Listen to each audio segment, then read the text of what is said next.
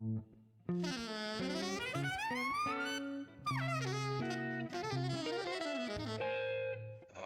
Jazz.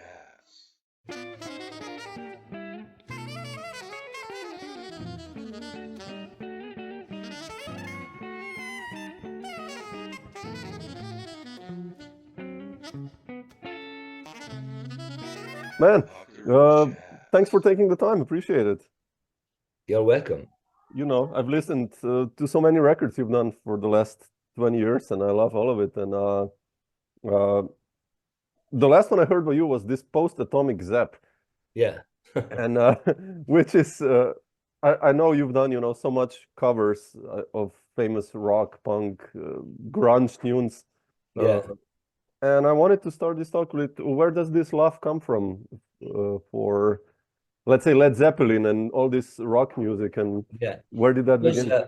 I grew up in a little village in Friuli, and all my friends were older than me, and everybody was listening rock, blues, and rock and roll. So apart the music that I was playing in the school, like classical music, on folk music at the beginning, that we Oh, call Francesco, yeah, can you put the camera just a little bit lower? Yes, perfect. like this. Grazie. Yes. Okay, so apart this type of music, I was really in love with this music. I felt a kind of rebel energy that I needed. I Yeah, yeah. need also, and I need it now also. I need now. So for me, it's very important, and I never lose the love for this sound, especially the guitar sound. Yeah.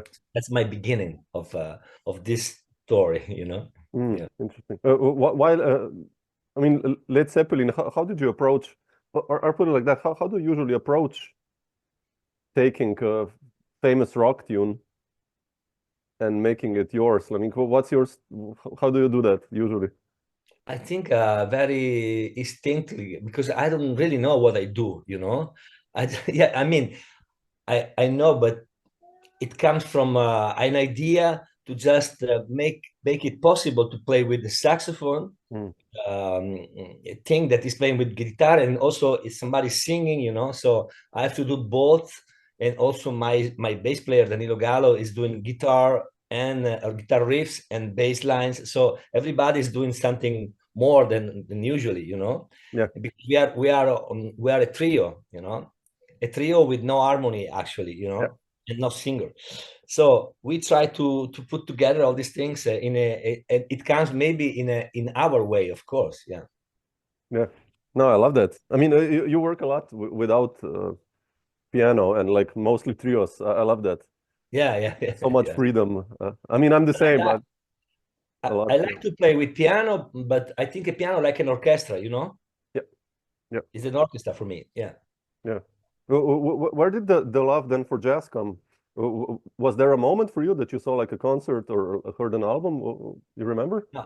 Okay. When I was a little kid, I had very few chance to listen jazz, but especially the traditional jazz, the swing and the Dixieland, and I felt it was music that I know in a way, but I don't know why. I was very touched for this kind of sound. But that's it.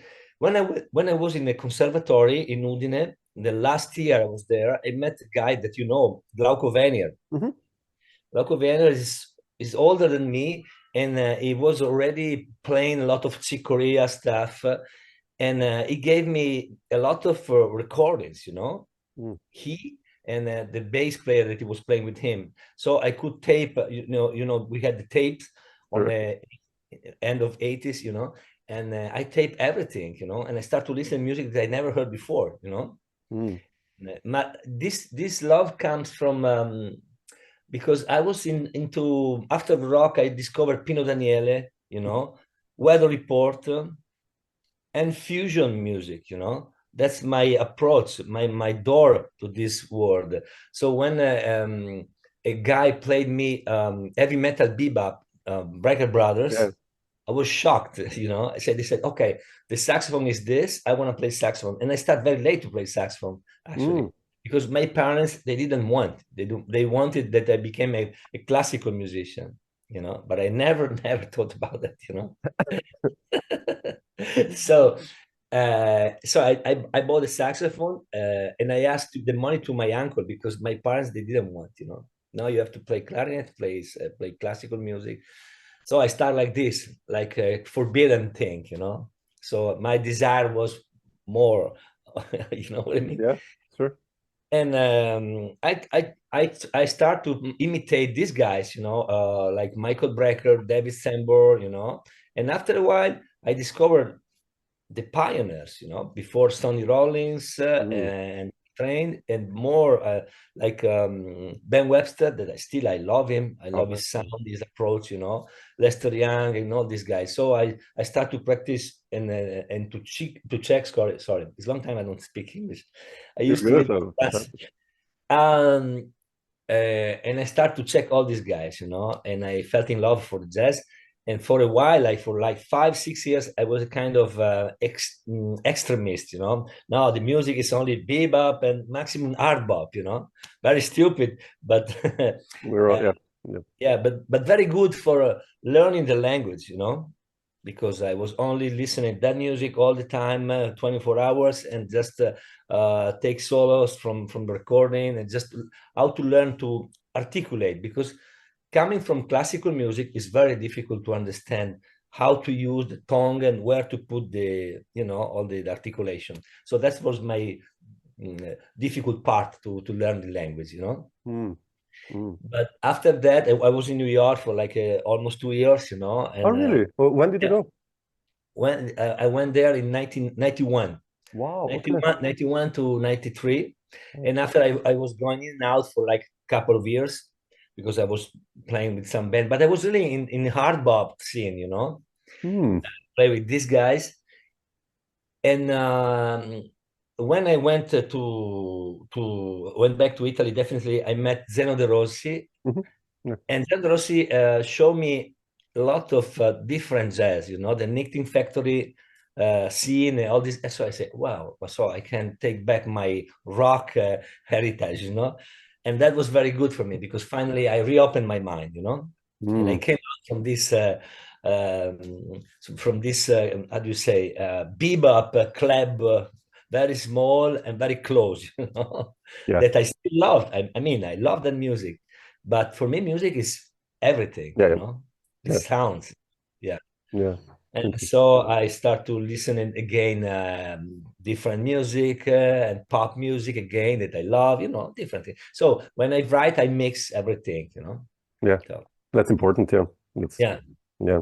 For me, I mean, I think it's for most of us that we're really open, that we listen to, Yeah. That's so good, yeah. How was New York for you, like when you came there?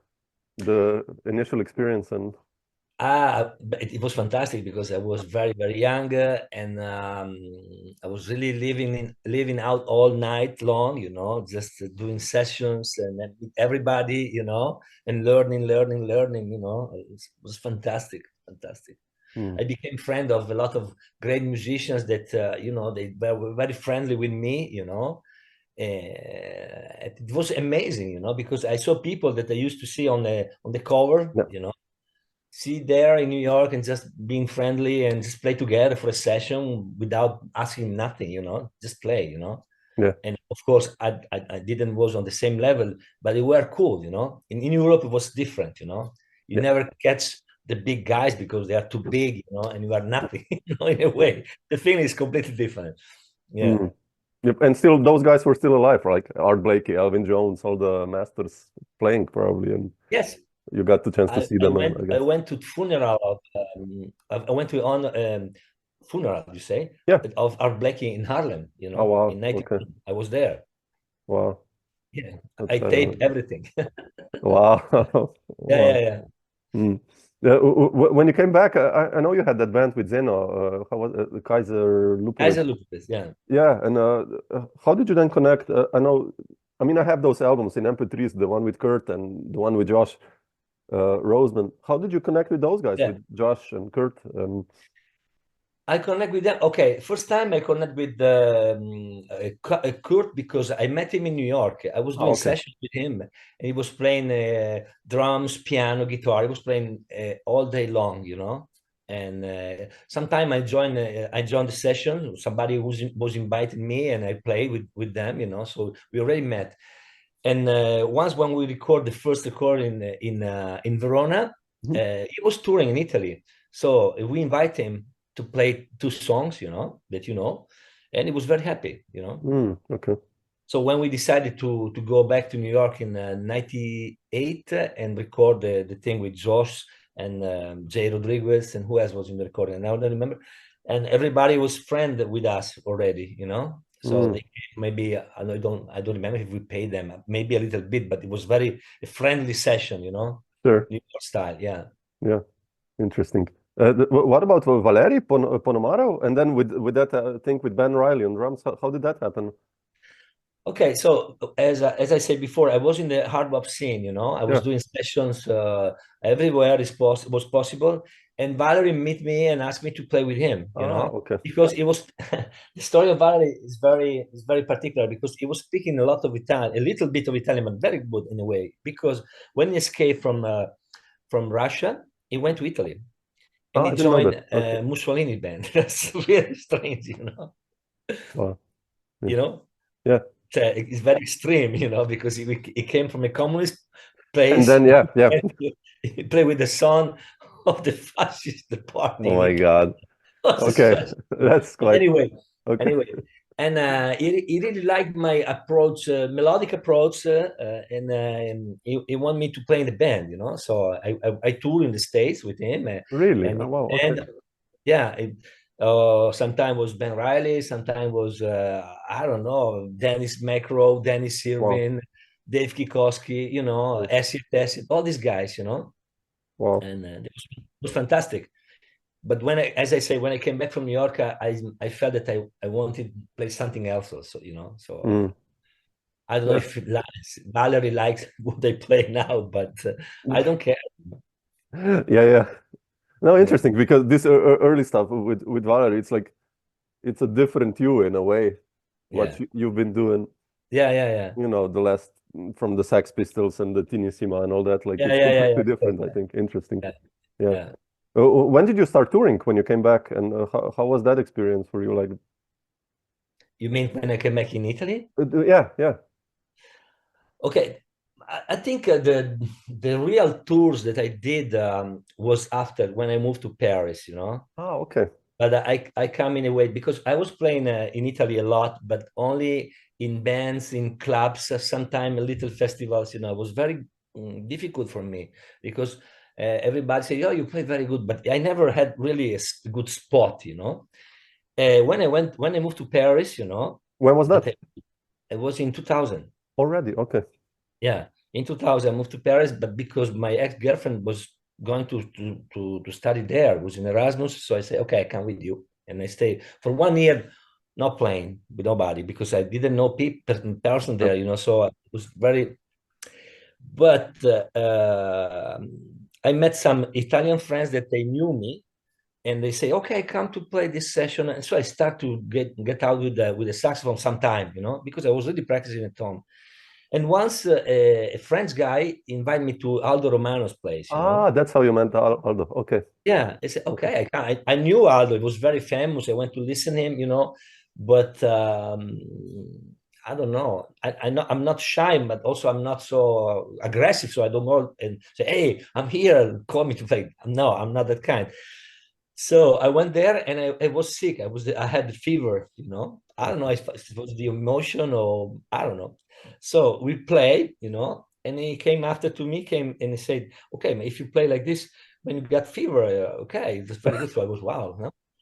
And a month after that, he called me to play in Radio France, a trio gig, you know. Wow, I say incredible, you know. It's like to wait. Hey, amore, ci sentiamo dopo. Sono in diretta. A dopo. My wife. And so I went to play this Radio France gig in front of, I don't know, maybe 500 people, you know. And I remember that Aldo introduced me like a guy who escaped from Berlusconi in a way, you know, because I felt so strange, and everybody was clapping, you know. But That's quite cool. yeah. So okay, I played this gig, and he was very happy, and I don't know how long after that he told me, okay, you are in my next recording, my next band, and my manager is gonna call you for give you the gigs and everything. Wow.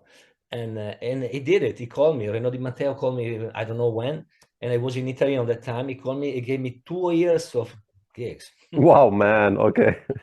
That was Aldo Romano in 2001, you know. Wow. All the big festivals, you know. Sure. Yeah. Never happened to me. And also, I didn't play for like €100, no, of course. Yeah. Still different. So I decided, okay, it's better I stay in France for a while, you know. And I start to play with him, you know. We record because of Bechet. Bechet, yeah, that's another. Yeah, and it was for no, for Emmy, I think. I don't remember the label, Emmy, and it was fantastic pay just to stay in studio, maybe play a tune, and you are paid for entire day, you know, and it was like completely another scene, you know. Yeah. Wow. And Aldo, I start to play in a big festivals, also in the clubs for 4 days, you know. It doesn't exist anymore, I think. And everybody was coming. So other musicians saw me, listened to me, and they called me like Texier, Clavis. Exactly. So I start to join this scene, you know. And it was fantastic for me. Okay. Yeah. I decided to buy a little apartment in Paris and just stay there for 20 years, you know. Wow. And my life changed a lot. Oh, of course, yeah. I love that stuff you did with Henri Texier. I mean, that's such a nice record. That I have that one, Canto Negro. That's beautiful. Canto Negro, yeah. Henri, a monster on the bass. Yeah. Beautiful. You were in Paris. How did you then form all those bands like Tinissima and because all those guys were Italian, Zeno and Danilo and Giovanni. Because I never stopped. You know, on that time also when I started to play with Aldo in Italy, they start to call me also. Like I joined Gianluca Petrella. Oh yeah. And we did to Blue Note Records. I don't know if you know it. I know Gianluca. Sure, I played with him. Yeah. We did the two records that they were fantastic. You know, we started to in the States. We went everywhere. Gianluca, he was a star already. No. Yeah. He's younger than me, but he was like you know, already the guy, you know, and he was making original music, you know, mixed with electronic, and it was fantastic. It was really incredible to tour with him and play in his band, you know. And in fact, when I decided to create Tinissima, I wanted him on the trombone, but I couldn't do it because I was disturbing his band, you know. Because you can use him and play in his band. This is like a similar band, you know, 2 bass and drums. So I heard Giovanni Falzone in a recording, and I said, "Wow, this guy! I have to call him." And I called him, you know, and we made the band, and I start with the Suite for Tina Bodotti because I was reading a book about her, and I felt in love. And I wrote a song. The song is called Mexico. But after a while, I said, no, this song is not enough. And I wrote the old album. And I started to do my kind of biography type of music. Yeah, exactly. Yeah. And I started like that, you know. And the band played great at the beginning, you know. So we came out with the CD and also with the live gigs, and everybody was, wow, this is fantastic, you know. And that's it. Interesting. What about your connections with? I mean, I think one of the first records then I bought the others was Stolen Days, and then I went back with you, like because you know I love Stomo and how did that story with those two guys begin and that band? I know you toured in Italy quite a lot also with those guys. Not only we went also in England and somewhere else. I don't remember. It was a long time ago. Yeah. Because you know, my first recording is It's for label called Caligula. It's called Suspended Steps. It's all original music except one tune that I rearranged. But it was in the style of not art bop, but jazz, very jazz, you know. And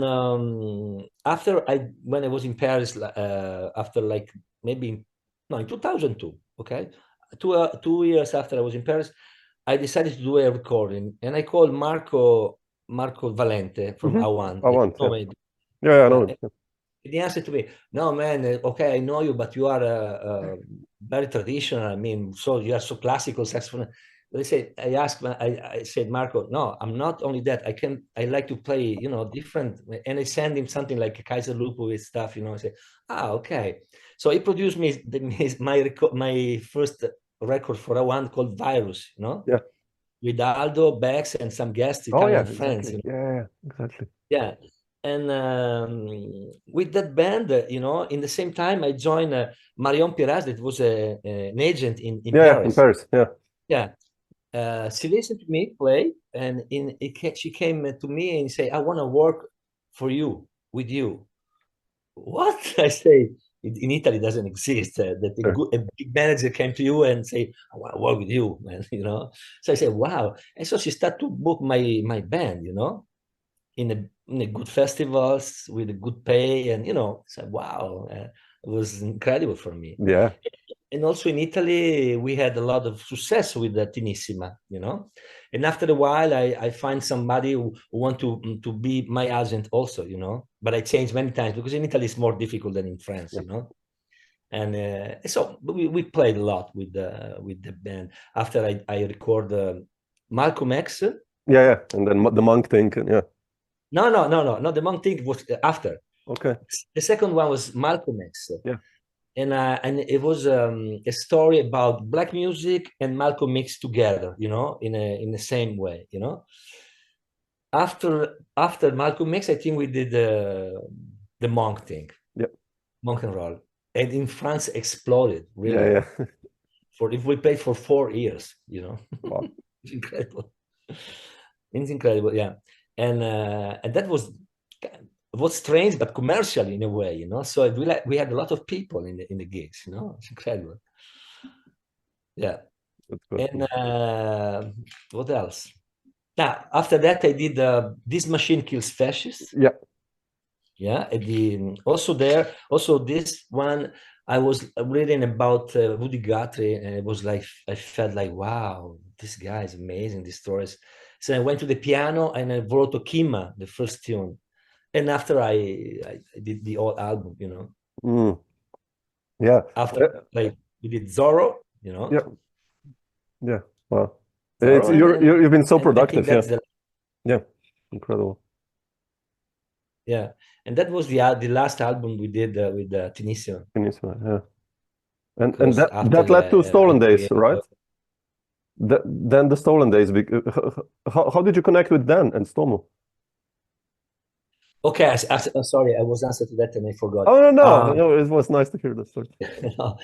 Because Marco wanted to produce this. He said, "Okay, we have to do something like that," and I was just experimented my pedals on the saxophone. Yeah, I love that. Yeah. And he said, "Okay, but we have to call these guys." You know, I knew Stomo, but not personally, because he was playing with Paul Motion band. Yeah.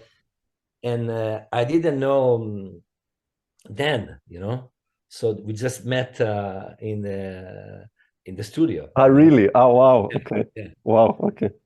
But Dan, it was very young at the time, and it was also funny to stay with him. You know, we were joking all the time. You know, so and we toured a little bit. We did a couple of festivals. It was very fun. It was very fun. Mm.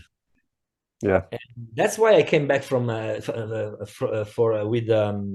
with Post Atomic Z, because I had this thing in my mind that I have to replay one day, something like that, you know. Yeah. I was very busy because I was doing also sideman, you know, with a lot of people. So I didn't have time to really focus on band leading. Yeah. So when 2 years ago was the time to play with and we record Post-Atomic Zap. Yeah, beautiful. Well, when did you move? You're now in Italy, right? Back in Italy. Or yeah, during the pandemic time, yeah, I went back to Italy because I prefer stay in open air where my parents lived. We got more freedom just to go around a little bit, because it was very yeah, in the period. city. Yeah, yeah. Yeah, also in Paris, we obliged to get home at 6 in the afternoon, Yeah. So it was really, here in Italy was 10, 22, And I met Julia, and we had a little girl 2 years ago. And so now I'm here because I have to be father if I can also. Because, Yeah, yeah. beautiful. Yeah.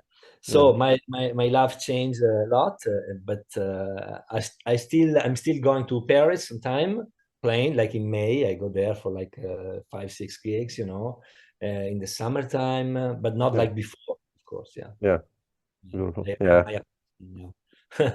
Yeah, I have a 1-year-old also a daughter, so I know how it is. 1 year old. Wow. Yeah, she's 14 months, so we're kind of the same there. So. Wow. Congratulations, man. Yeah, you too. You too.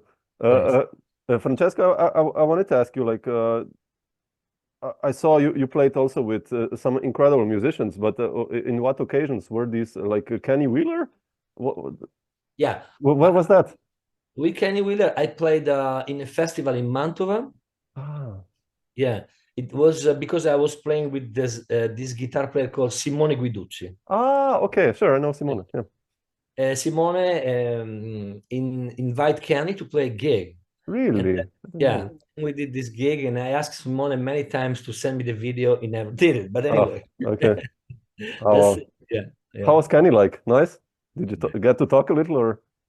A little bit. I met him also in Hamburg when I was touring with Tinissima, but he was already very, very old, and we couldn't speak much. But when we played in Mantova, that was a long time ago, he was a sweet guy and an amazing musician. Incredible. Yeah, His lines very.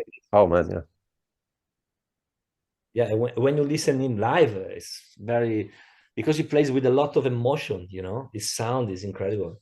Yeah. So I like that thing, I like people who put a lot of emotions in the sound, Yeah. Also, if you play one note, like Wayne Shorter, for example, he can play one note, but in that sound, you got everything, Yeah, exactly. Yeah. You don't need to play 1,000 of notes, just beep, Yeah. The story is there, Yeah, exactly. Yeah. Oh, Francesco, the camera again. Okay, sorry. It's good. I wanted to, now that you're back in Italy, I mean, I played in Italy quite a lot and with many Italian musicians. So how's the situation in Italy now for concerts and after COVID, like the scene, since you're now among the senior musicians already, like what's the... I think it's very good. There are many young musicians that they are very, very good. Like everywhere, we can say in Paris, there are amazing musicians, in Italy, everywhere, in Slovenia too, everywhere. So I think the situation is very good. There are not many clubs like when I was young, but there are many festivals, and the young musicians are really good in to organize themselves better than us, so better than we were, so I think they are doing very well. Fantastic. We got the occasion to play sometime with Luca Zenaro, this young musician. No. He's a guitar player. Really? I think 26, 27, maybe, I don't know. And he's amazing, and he plays around the world all the time because these guys are very organized, Yeah. It's different, yeah. Yeah. Definitely, yeah. What's your next project? And for this year, what do you have plans for tours, or do you have any plans for a new album as a band leader? And yeah, Okay, I want to talk about two albums that one I did, but it's kind of mine. It's 50-50 with Federico Casagrande. That Ah, you know, wow, because beautiful. Yeah, yeah, he's I an know. amazing musician. Yeah. Yeah, yeah. So we recorded maybe 10 years ago. We recorded an album called Lost Songs. Mm-hmm. It's a live album where we play only my compositions. And a few months ago, we recorded an entire album in studio where we play his music, you know. Ah, okay. It's beautiful music, and he's an amazing musician. So this thing is gonna coming out in September, you know. And we played. I think I hope we're gonna tour a little bit because I love to play with this guy.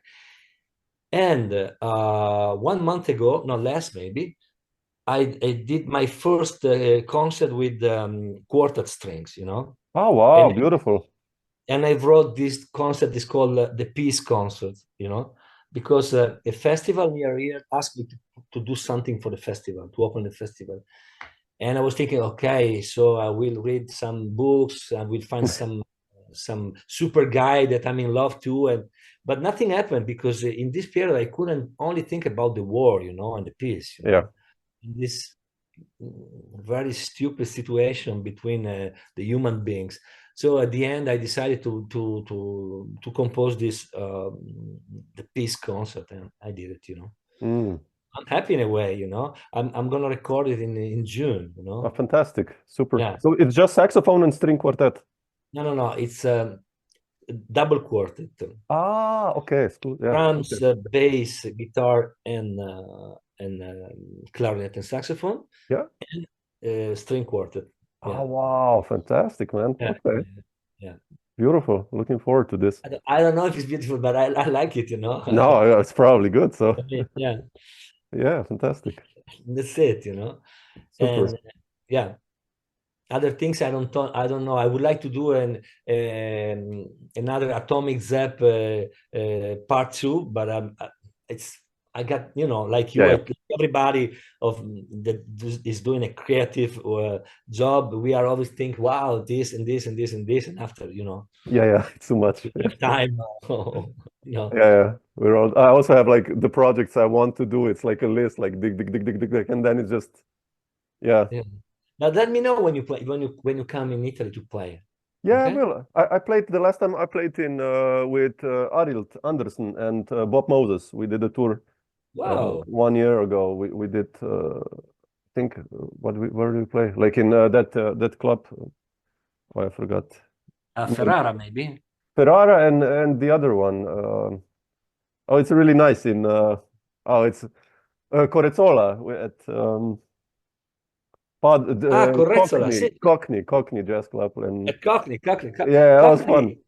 Yeah, Cockney is a small place, but the guy is amazing. You Oh know? man, I love him. Yeah, he's such a nice Yeah. guy. He's such a nice guy. So, but Yeah. definitely, you also let me know if you're gonna be in near here in Graz or maybe Slovenia, or so would be nice to play otherwise one day. Yeah, So why not? yeah, would be fantastic. So I remember you live in Maribor, right? Maribor, yeah. So I was coming often to play in Satsmo. oh yeah, shit, yeah, exactly. Long time ago, man. Used to Maybe with exist. Valerie also we came. I don't remember, but maybe with Really? Valerie. Maybe. Yeah. Yeah, it's closed now, but yeah. Yeah, it's kind of amazing. Yeah. Yeah. But yeah, if you're coming, we have a guest room here. Come. Wow. We Okay. live in a wine region, so you can stay here. We can play. We are three now. Yeah, you can. We have a nice room, so it's beautiful Okay, in a house. So no, thanks a then our lot. daughters can play together, right? So Yeah, okay. and we play music. So Oh, that's great. Yeah. cool, Francesco. Yeah. Grazie, multimille for sharing some of these thoughts. Appreciate it. So Grazie a te. Hope to see you soon, man. yeah, Thank you too, and all the best. you. Okay. You too, man. Take Okay. care. Ciao.